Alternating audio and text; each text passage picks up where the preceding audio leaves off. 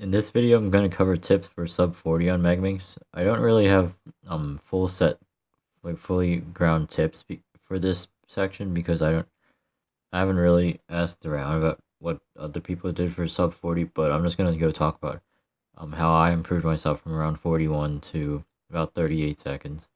So for star, um, I mentioned that you in the 45 video that you should start working on first pairs. For sub 40, you in general all the steps are really just like fine tuning, but all the previous steps. So for sub 40, I think you just want to improve on your pair recognition, so you can get it down like 80% of the time rather than 20% in the previous video.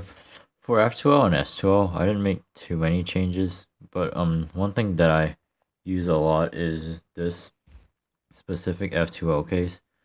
There is like a different kind of insertion you can do that's a lot faster than the insertion I used previously, which went like this, and that was really slow. So the insertion I switched to was this one, which goes like this. So it's like same start, just the general F2L solution, and then instead of doing this and doing RU and doing a wide insert, what you can do instead is something like this. And then that saves a lot of moves and a lot of time. I know that's only one type of pair. Insertion, but that's one definite change that I made in my F2L. Again, a lot of it is fine tuning, which comes with solves, so I can't give full advice. Another thing that I worked on, which is another pair insertion, is this case. Not really this case. This has a little bit of flexibility, but in general, just doing a wide insert to the back. And I go for this specific case, you just pair them up, and I usually just at this point I just mainly focused on recognizing such inserts that go like this, like a R2 prime E2 prime R2, and that helped my times a lot more than it probably should have, to be honest, because I guess my previous F2L was really inefficient, and just having the back inserts down to a T helped me cut off a few, not really a few seconds, but like one or two. For S2L, I don't really think I changed anything, to be honest. You can use you can use some your F2L stuff, but the back insert doesn't really work. It works occasionally, but not as much on S2L as it does on F2L. So, I guess for S2L, that RE2 R prime insert case thing works though on S2L, so you can add that. But I think it's mostly about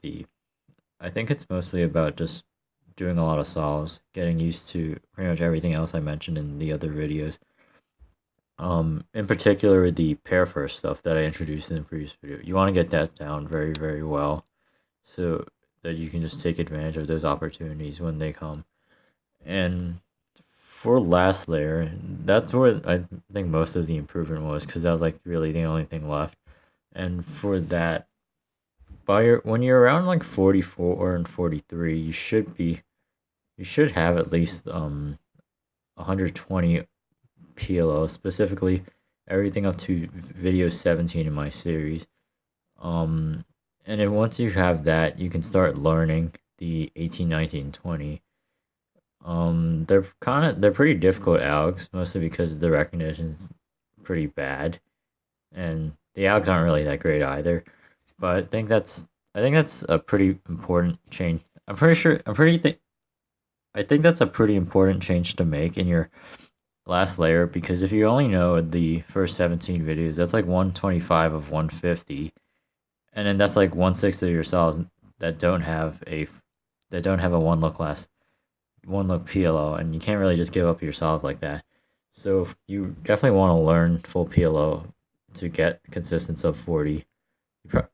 Again, it's not like a full requirement, but I think it helps to get that consistency down. As for OLO, I said 75 in the previous video, I think.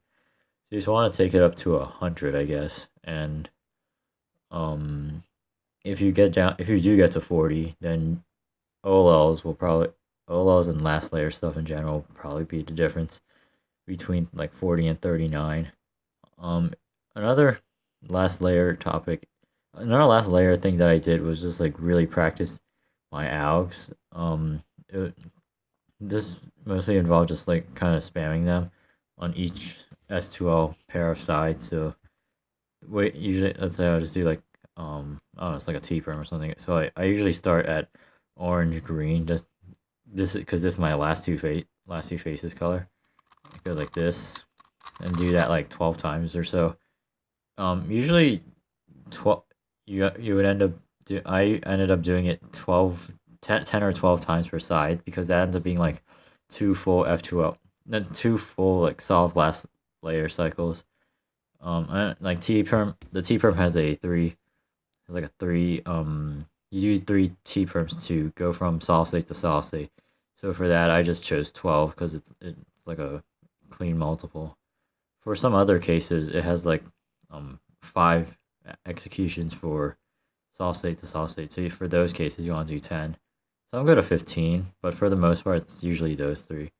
For other one, for other ones that don't loop as cleanly, then you just could just cut it off at like 15 or so. But for I did that for like all the PLLs, and I think it definitely improved my times because I think you need to just get the execution down for PLL so it doesn't really slow down your solve. You just need an extra component beyond recognizing it. So that's it for this series. Thanks for watching. I will probably release some new Megaminx example solves in like by the end of this month. For these next 2 weeks, I'm not really gonna do too much YouTube channel stuff because I'm gonna go focus on Meadowlands and New Hope. But after those two comps, I will probably upload some example solves for like various speeds, kind of like introductory, intermediate, advanced. So stay tuned for that and bye.